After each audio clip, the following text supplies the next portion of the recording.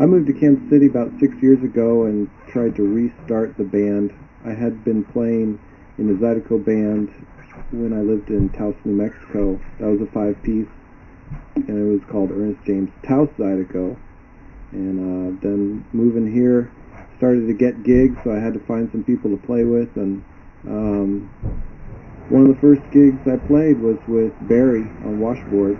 And pretty quickly we started finding the right people to play with.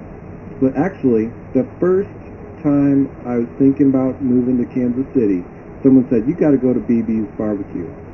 And so I went down there, and Hyson was playing drums in a band, in a blues band, Chicago Harp Band. It was Lee McBee and the Confessors. And I was just blown away by them. I was blown away by Hyson playing drums, and he was singing like a bird. It just sounded beautiful. So I went on up to him and said, I was pretty nervous. I said, "Hey, I'm thinking about moving to Kansas City, and I see the blues is big here, and I feel like, the roots music will probably sound good with Zydeco. It'll support a Zydeco band, and so what do you think about, you think it's a good thing for me to move?" "Oh, sure. Yeah, here's my card. Give me a ring if you move here. Maybe we can get together and play." You remember that, High Song? Yeah, man. I remember that. So that was my first person.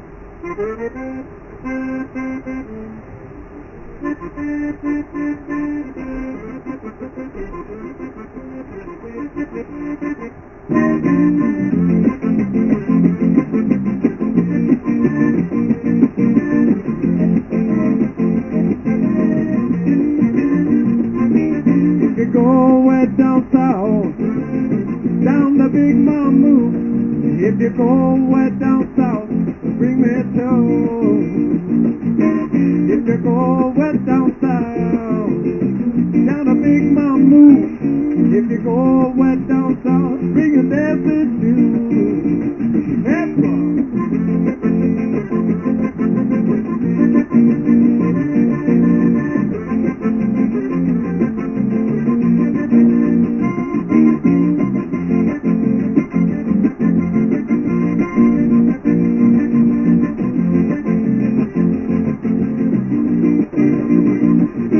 If you go way down south, down to Lafayette, it's Lake Charles, Opelousas,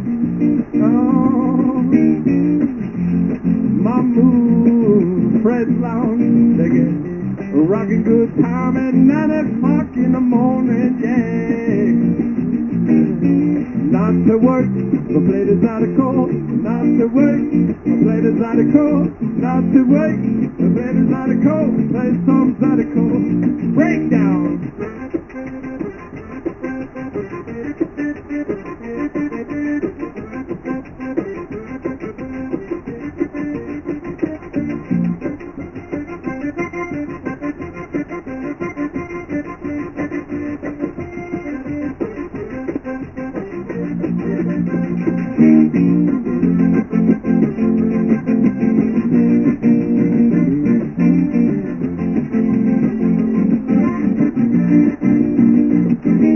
If you go way out west, out to Oakland, Alameda, Berkeley, Ashkenaz, Eagles, that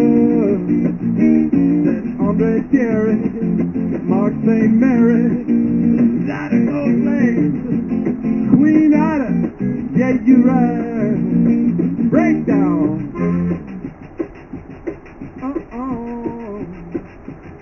Yeah. Oh, yeah, you right.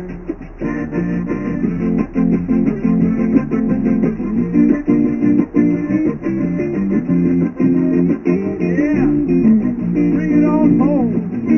If you go to Kansas City, baby, straight up BB, yeah, straight up Ernest James, Zydeco, late at night.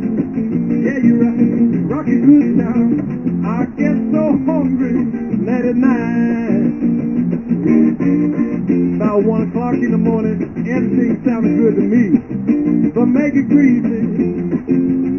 Try to pick me a sandwich. Give it to me, pick me a sandwich.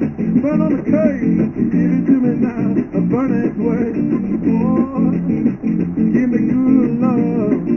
breakdown.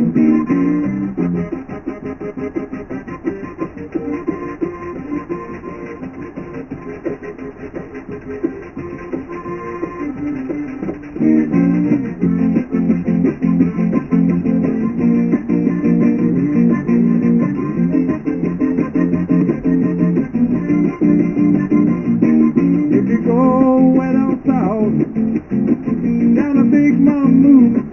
If you go west down south, bring me two.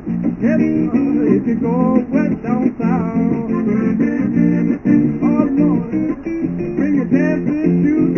Zydeco, yeah, you're right.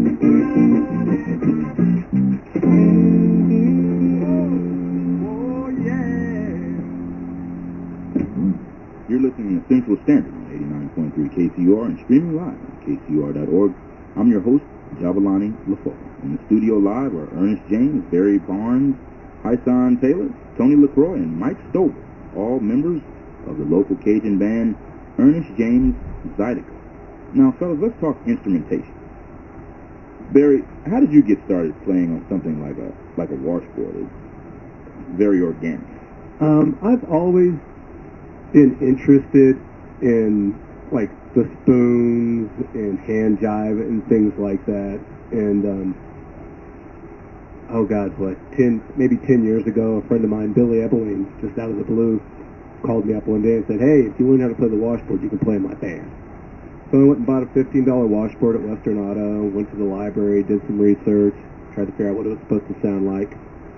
And I started doing that with Billy, and like 3 or 4 years later, he introduced me to, or set me up with a gig with James, and I've been playing with James ever since. It's been like 6 years. And where was that first place we played? Was that That was at the Riverfront. The Riverfront. They had at Berkeley Park, that big festival they have down on the Missouri River. We were just a three-piece. Yeah, three-piece. We closed the show after the Leonard Skinner tribute band.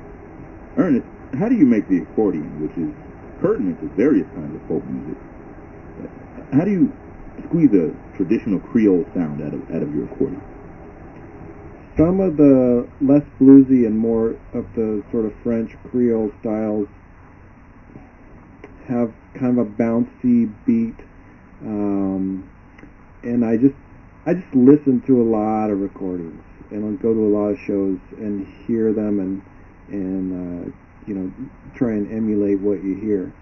But I think hitting lots of grace notes and lots of blue notes keeps it from sounding like Frankie Yankovic. Hi, Son. I understand you played with numerous R&B and blues legacies and legends like Bill Withers and McKinley Morganfield. If you were the kind of guy who shows off, could you go over the various names, some of the various other names you worked with in the past? I tell you about Bill Withers, B.B. King, Donald Byrd, Santana, Jean-Luc Ponty. I tell you about Sun Fields, Benton Robinson, Coco Taylor, Santana,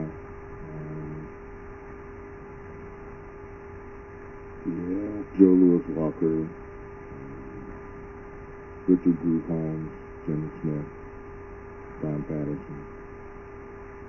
I asked you if you wanted to toot your horn, even though you're a drummer and vocalist, but that's an impressive list of folks that you work with. Hyson Taylor of the Ernest James Zydeco Band. Let's get into your song, fellas. Get Right Church. Get Right Church is one of those songs that I stole the title. Basically, there's a lot of songs with that name. I think the Staple Singers do Get Right Church, and Fred McDowell does Get Right Church, and the song is totally original, but I just love that phrase, and kind of wrote that while I was moving from one house to another in Kansas City and looking at different neighborhoods, and I was checking out this one neighborhood called Mannheim, which is in Midtown, and I was noticing all the churches around Midtown and thinking about how there's just this really strong community in each church, and how the preacher man's always trying to draw in more people to get in the church, and sometimes for good reasons and sometimes for not so good reasons. And I don't know, it seemed like a church town when I was looking around and really looking at Kansas City.